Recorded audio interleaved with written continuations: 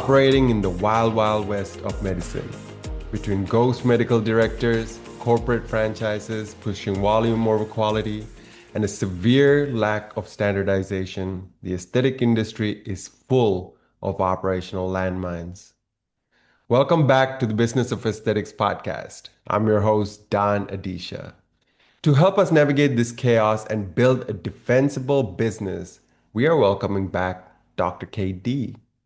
Dr. D is a Yale-educated physician and the founder of Glow Medspa. After a successful career in breast imaging, she transitioned into the aesthetics world and was shocked by what she found. She is the author of Medspa Mayhem, the host of Medspa Confidential podcast, and the founder of Medspa Board. Having previously joined us to discuss overarching ethics and compliance, today she is back to talk about operational defense. Today we are discussing the financial risks of absentee medical directors. We are talking about how to outcompete private equity franchises and the actual business value of clinical safety. This episode is brought to you by Outcompeting, the digital growth partner behind this podcast and a trusted resource for aesthetic practices looking to dominate their local markets. Now, with that being said, Dr. D, welcome back to the podcast. Thanks so much for having me. It's great to be here. Absolutely. Now, Dr. D, you have famously referred to the aesthetic industry as the Wild West and have been critical about the absentee leadership model. Now, Yeah. from a purely financial and liability standpoint, what is the specific operational danger a practice owner invites when they attempt to scale their business by using a ghost medical director? So just to state, there are a lot of people who call it the Wild West. It's not just me. So I did not originate that idea. But one of the key problems in the industry is this idea of a ghost medical director or an absentee medical director. And what I call them in my book is a fake medical director because they're not actually medically directing. So, so here's what I mean by that. So the way the medical system developed, doctors couldn't do everything, and we had all these other people in the system as part of the team in order to carry out medical care. It's supposed to be the doctor decides the medical care, and then it's carried out by the team. There are all these people in the industry who are practicing medicine essentially without a license, and they're renting out a doctor's license who has nothing to do with the practice. And that's completely illegal and unethical on the part of the physician. Okay. So the physician is renting out their license. They don't even know the staff using it. They don't know what's going on in the spa. They are not aware of the protocols and procedures in place. They don't, know where the products are coming from. So what are the risks of that? Like what you're gaining is not paying a doctor, I guess, of like a salary or not having a doctor on staff or not having a doctor as a partner. But what you're risking is harm to the patient. You're risking arrest of your staff members.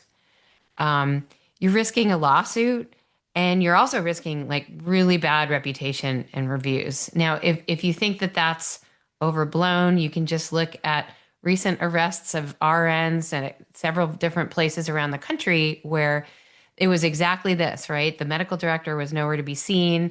The RN is practicing on their own, and that's not legal. So, nurses are not allowed to practice medicine. They can really legally only carry out doctor's orders. They can't make medical decisions. There are many states where nurse practitioners can do that. But not all, like about half of the states, a little over half of the states allow nurse practitioners to make independent decisions. But even in half the states, even nurse practitioners can't do that. And so you have a risk of losing your entire business if you use that model. Now, it doesn't mean that it's not happening. It's happening all over the country. But there is a clampdown that is starting because of the really bad outcomes that have happened in a number of these places around the country. The authorities are starting to actually arrest people.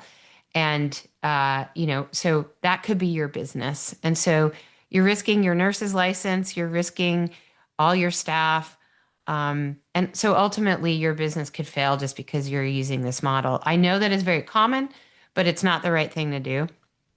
And as a physician, I can't even imagine trying to live with myself knowing that someone I didn't even know was practicing under my license and it was my liability that was at risk. That's crazy. And that's the other thing I didn't mention is the risk to that physician is your license. They will take your license away if they know you're doing this, um, and you will not be able to do it anymore. There we go.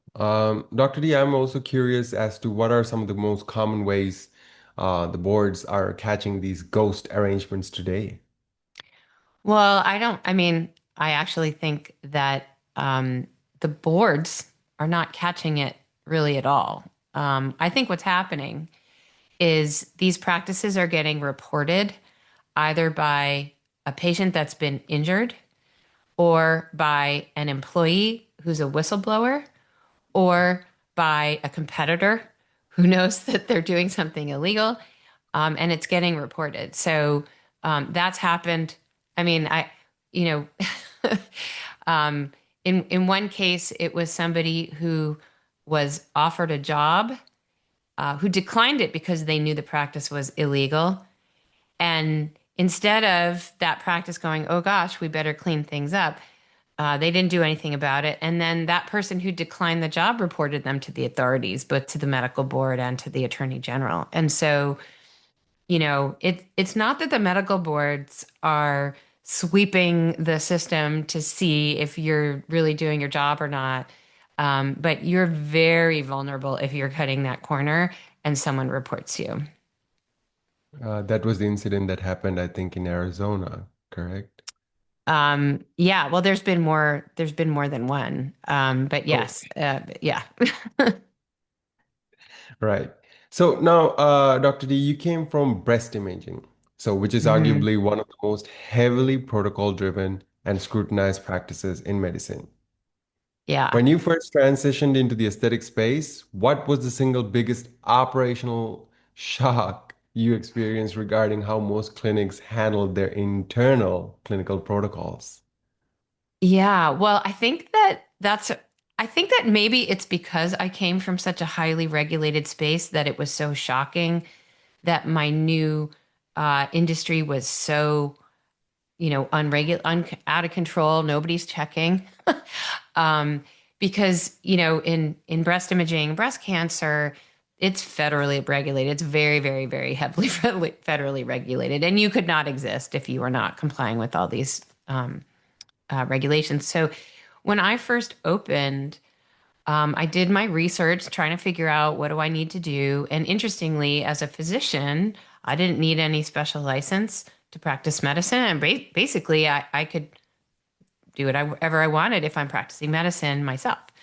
Um, but when I hired an esthetician who is then going to do facials in my office, we had to get a special license from the cosmetology board that was a salon shop license that allowed us to do that. And then the cosmetology board actually comes and inspects our facial room to make sure cleanliness, there's a lid on every garbage can and, stuff like that. All your supplies are clean. But nobody's inspecting the medical rooms, which of course I care because it's my license. So they have to be clean and we have to be really careful and sterility needs to be maintained and all that. But it's the way the state governments regulate medicine is that they leave that up to the doctor, right? So my license is on the line, it's my liability, I have to have malpractice. And so that's up to me. But if you are let's say, an RN with a ghost medical director and you don't have actually even any of the licenses, uh, nobody's checking. Nobody's checking until somebody's harmed or somebody reports you. And then all of a sudden you get inspected or you get in some of these cases, there's a sting operation, right? And they go and they show up and they see what you offer to them and they know it's illegal and then they lead you off in handcuffs. So to me, it was just very shocking that to get a facial or say a haircut It's very regulated and there's inspections and there's special licenses. But for med spas, there isn't. So I think that was the most shocking thing to me. Okay, so our listeners are primarily, from the aesthetic space. I'm just curious, how does it look like on the other side, say from breast imaging? What if you were to open up breast imaging clinic? How would that look like? Well, you couldn't. You Okay, you number couldn't. one. I mean, so first of all, if you're not accredited, you cannot bill for a mammogram. Um, the equipment it's all very regulated. The equipment you have to submit every year, a whole spate of different kinds of images that we obtain for breast cancer. It's and then there's also auditing of your practice that you have to submit to the federal government. It's a whole rigmarole. I mean, it's kind of a big deal. I'm not recommending that big a deal for for aesthetics, but I do think that there needs to be national standards, and I think that people, both people in the industry and then also consumers, need to understand that it is the practice of medicine, and that all the laws that govern the practice of medicine apply to med spas.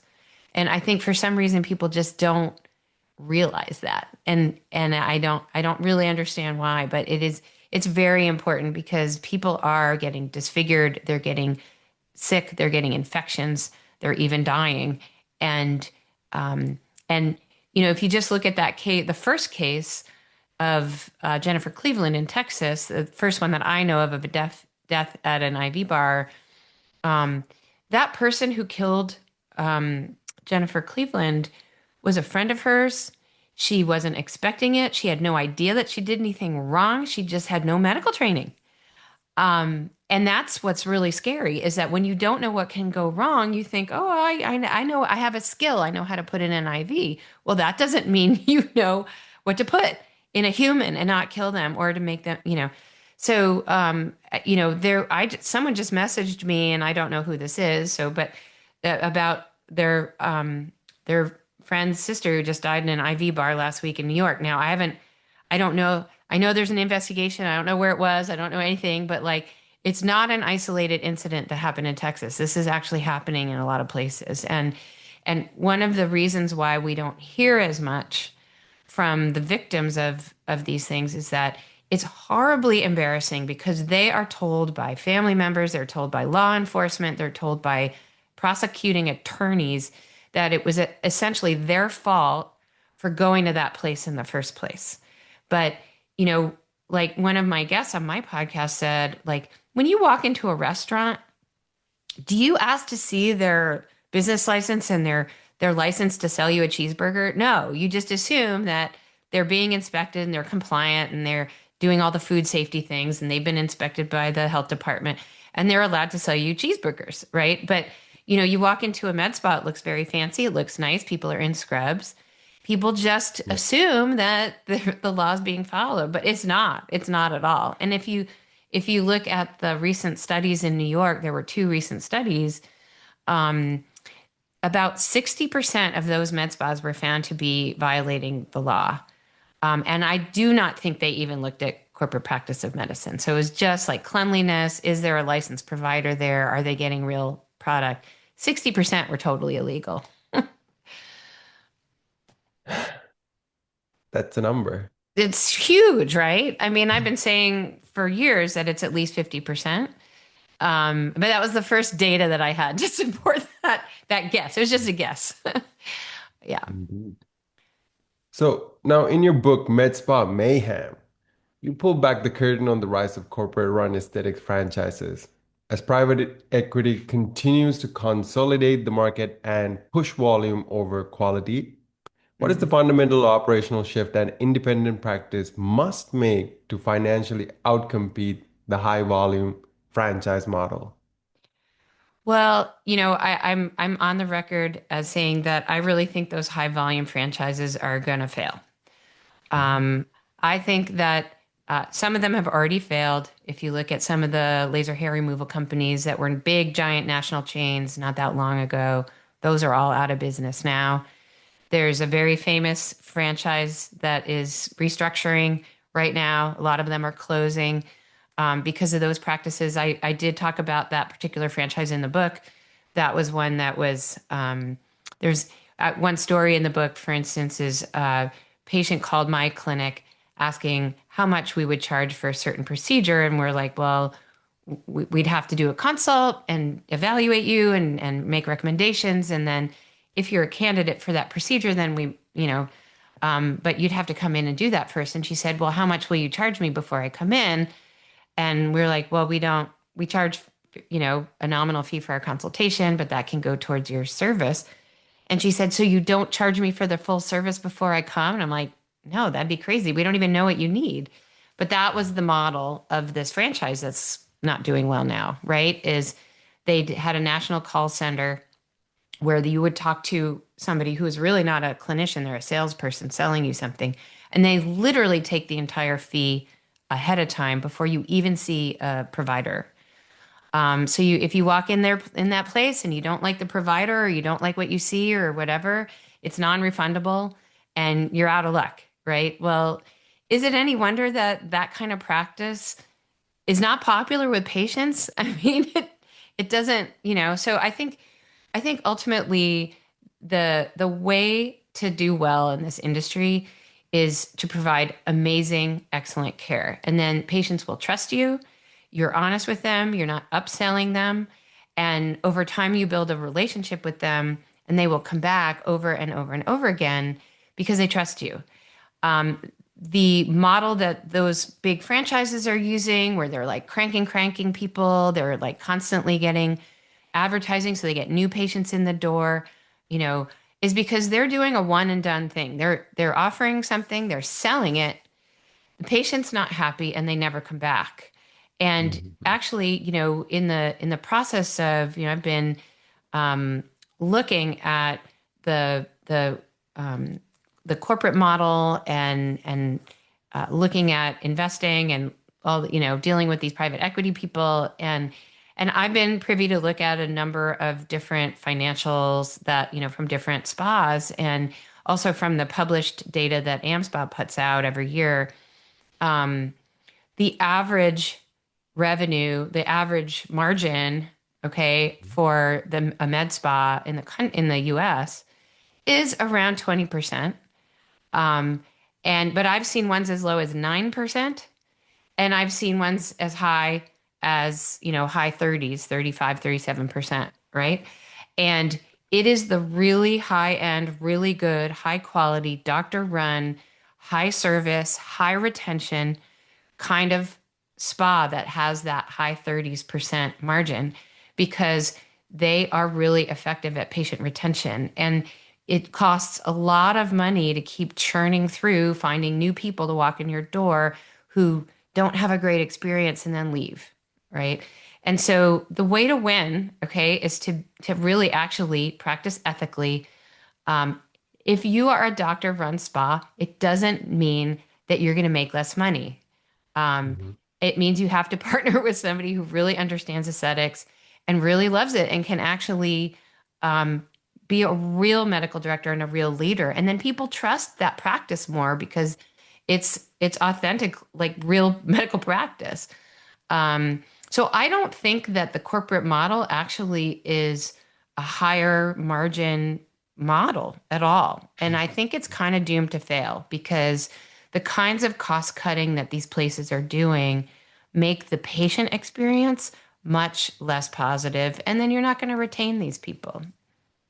Okay. I was just thinking to myself, how was that even a thing in the first place, that model of charging upfront the whole. Charging up for, I know. Well, it's I don't know. I mean, there are a lot of different models, right? Where there are some where they do a lot of memberships, and that's memberships are very, very valuable for business people and private equity people because it shows this big, essentially your accounts receivable or whatever, your income, it's like guaranteed this is much coming in, as opposed to you don't have that and each thing is, a package or a one service, or, if someone's coming in for Botox, they might come in again in 3 to 4 months.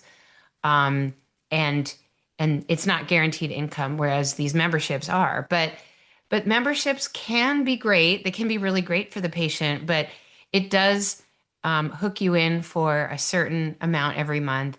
And it may not be like what somebody really wants, right? So it's kind of like going to one of those massage chains where, you really want a massage today and you like sign up and then they talk you into doing the massage membership. And then every month you're like, oh God, I haven't used that. I've been busy.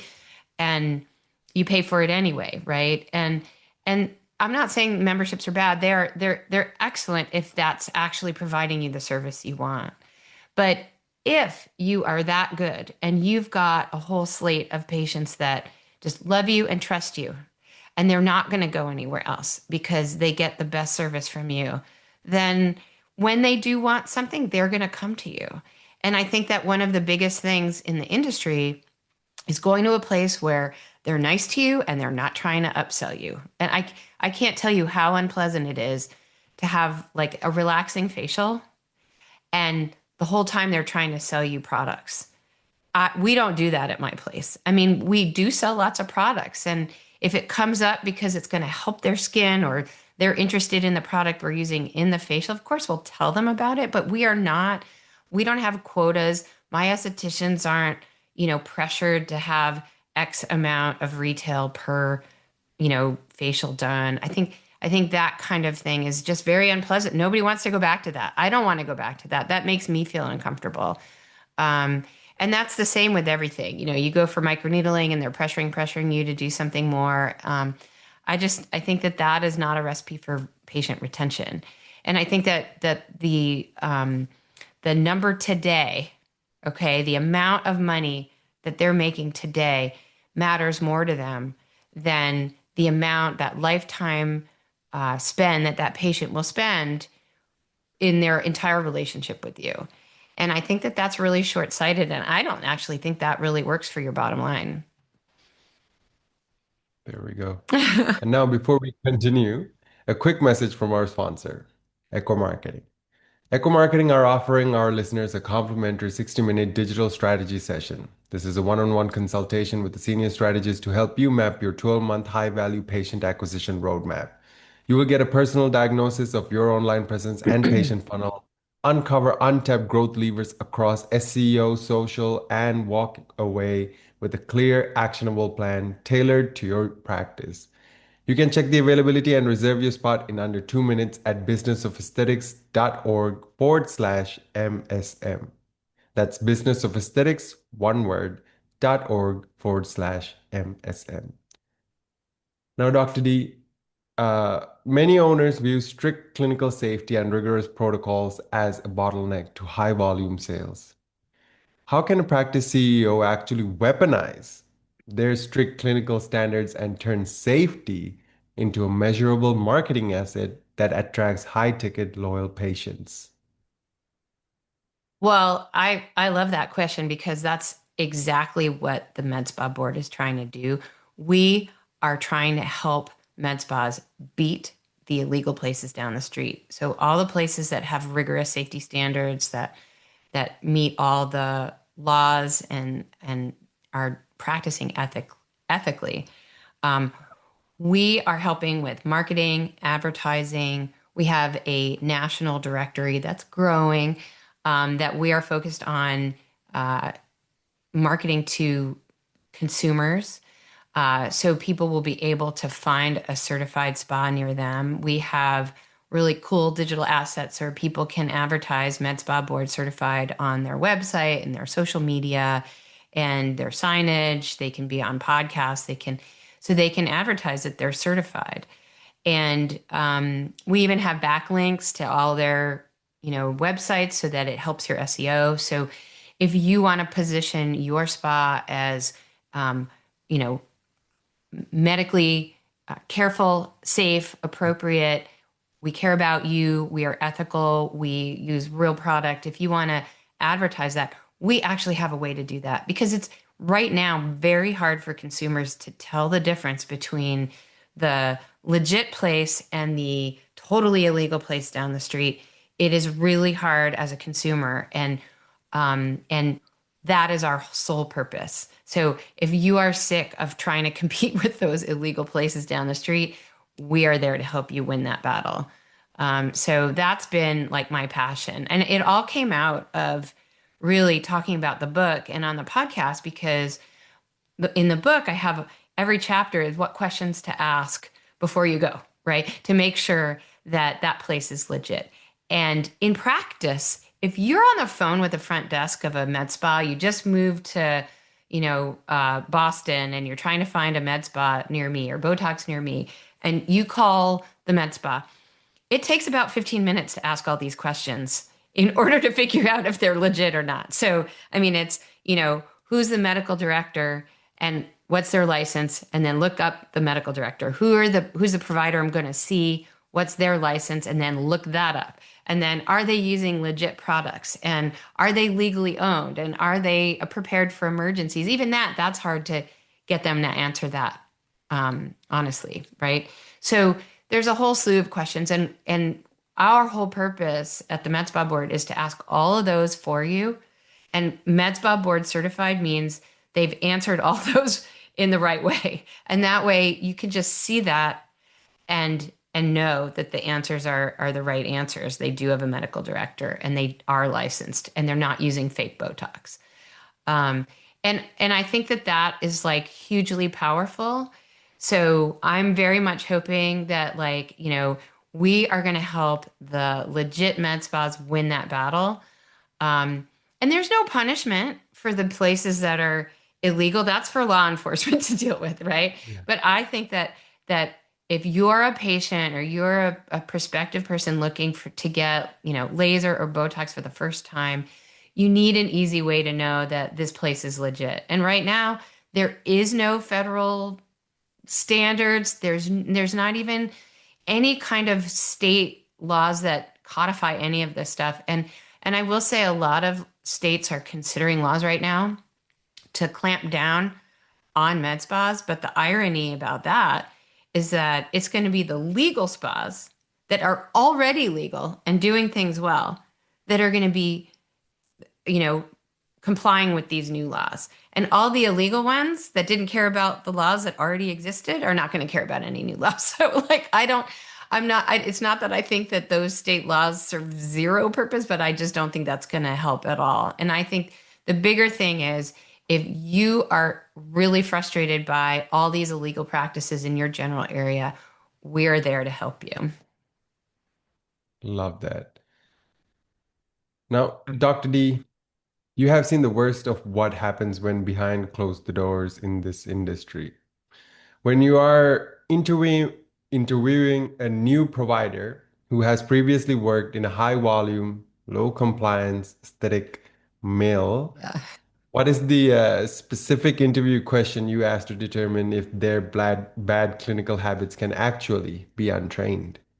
Right. That is a really good question. I mean, I think I wrote a whole chapter about how difficult it is to find the right people, right, who are going to do the right thing.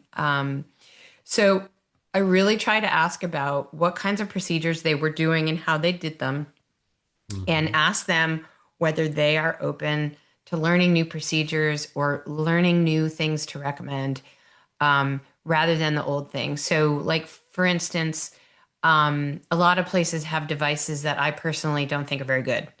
And the previous place trained that person to not only do that thing, but push it, right? Sell it, okay? Because they have the device and they got to make money from it. And so they've, in their mind, been selling something. And probably you need to believe, I mean, not everybody, I guess, needs to believe in something to sell it, but I do.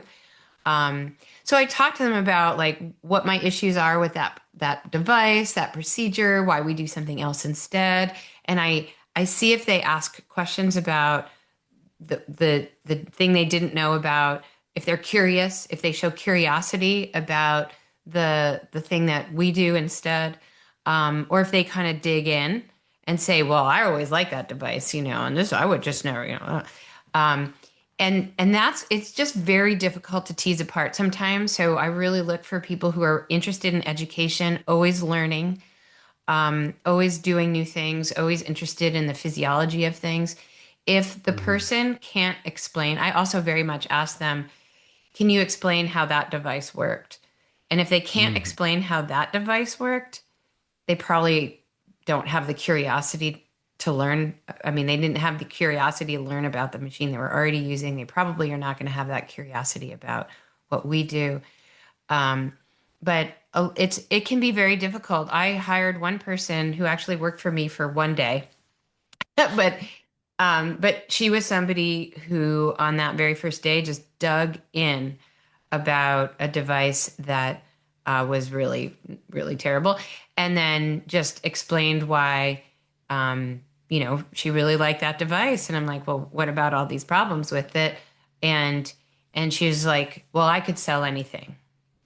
And I was like, okay, that's not going to work because I can't imagine having somebody who feels like they could sell anything even if it's not good for people.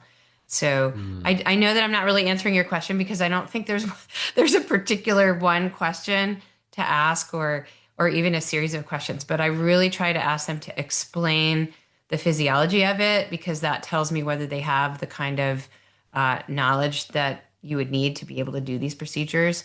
Um, I do believe that a lot of people are using these machines and they don't really actually understand them. And I think that's extremely dangerous. For example, I just interviewed someone. The podcast's not even out yet, but maybe by the time this is published, it will be. But she went to a friend. She was a nurse practitioner. Went to a friend who is an esthetician who she had worked with for years, and the esthetician had just gotten a new RF microneedling device, and because she trusted the esthetician, she didn't ask any questions, and this esthetician um, tore up her entire face. She is scarred for life. It was awful. She had third-degree burns. Um, and it's just incredible because the esthetician just didn't know enough physiology or medicine, which of course they don't study that. Why should they? But like they shouldn't be doing procedures that they don't understand. And in this particular case, she had purchased an illegal, non-FDA approved device off the internet and and pretended it was an FDA approved device and pretended she had training on it, which she didn't. And she essentially assaulted her friend with it. And I know that it's not malicious, like she didn't set out to do that, but she did it and she kept going and she didn't know enough medicine to realize what she was doing as she was doing it. So it's just very, very dangerous. And I just think none of that really should exist in aesthetics. It is the practice of medicine. We shouldn't have people, you know, purchasing illegal products and practicing medicine without a license. That's a felony. Um, and, it should be treated like a felony, I think. So I have to apologize because it's like very sunny where I am right now. It just got even sunnier while we're talking. It's totally fine. But yeah, I mean, a lot of these people, they're, like you said, they're not aware that they're doing something wrong in the first place. Some of them are, and some of them Hmm. are not. And Yeah. it's very difficult to tell, right? Who really knows? I mean, the truth is that, if you go to nursing school, you can be a nurse and you can't be a doctor and you can't practice medicine. And like I don't know. So I think that in that case, RNs, it's really hard for me to believe that any RN knows it or thinks that Hmm. they're allowed to do that and they're not.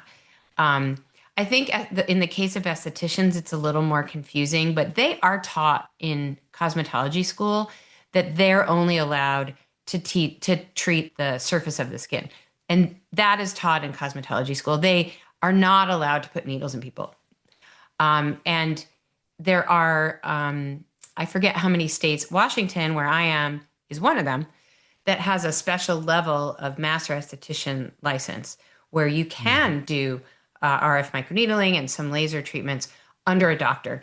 And those schools are very, very specific about teaching them what they can and can't do as a master esthetician on their own. And they know they can't do it without being under a doctor. So the pleading ignorance thing is a little bit, it's like, seriously, you really don't know. And I just don't really, I think that that's not very believable. But also, the law states that ignorance of the law is not a defense. So you can't claim that you didn't know something was illegal if you get caught doing it. And that goes kind of across all laws, right? So you can't pretend, oh, I didn't know, stealing this from the restaurant, steal a fork. I didn't know that was, well, or whatever, like that's not a legally allowable defense. So I do think that it does come up though, because there are plenty of business owners who don't realize that they can't own a medical practice. So there was an example that my lawyer told this story about this couple who went to Vegas and they had a great time and they went to an IV bar in Vegas and they're like, you know what? There isn't one of these in our neighborhood back home. Let's open an IV bar. And they had no idea because they're lay people. They had no idea that, oh, one, that's practice medicine. Two, only a doctor can do that. You can't own a medical practice if you're not a doctor. And they actually happen to be in a very strict state about that. So they couldn't even own a tiny percentage of it, like at all. So, but they started a whole business without calling a lawyer. And I think that that is one thing that is like the last thing that people do when they start a business, and it really should be the first thing, is call a lawyer with expertise in whatever that business is. So in this case, you need to call a lawyer who's not just a healthcare attorney, but also knows about med spas because it's a very unique area of law. And you have to find out what the laws are in your state, and they may be very different from your neighboring state, right? So, like, I mean, there are plenty of cities where half the cities in one state, half the cities in the other state, or it's divided, and something that might be legal on one side of the river is completely illegal on the other side of the river. So you really have to be consulting an attorney to know if what you're doing is actually legal or what legal hoops you have to jump through in order to make sure that you're doing it properly. And I think that's really, really important. There we go. I think that really summed up perfectly why that curiosity and ethical perspective is so important when it comes to, practicing aesthetics. And Dr. D, this has been really an incredibly eye-opening conversation. So thank you so much for your time. Hey, thank you so much for having me. It's been really fun. Absolutely. So that was a very powerful look at the reality of operating in the Wild West of aesthetics with Dr. KD. Um, if Dr. D's approach to raising the bar resonated with you, we highly recommend you picking up a copy of her book, Medspa Mayhem, and exploring the resources she provides through the Medspa board to help practices thrive ethically and profitably. And of course, as we wrap up, if you're looking for some clarity on your digital side of the practice, Echo Marketing is offering our listeners a complimentary 60-minute strategy session. It's simply a one-on-one conversation to help out map your realistic 12-month roadmap for attracting high-value patients. You can easily grab a time that works for you at businessofesthetics.org/MSM. That being said, I'm Dan Adisha, and this has been the Business of Aesthetic podcast. Thanks for listening. Keep on leading.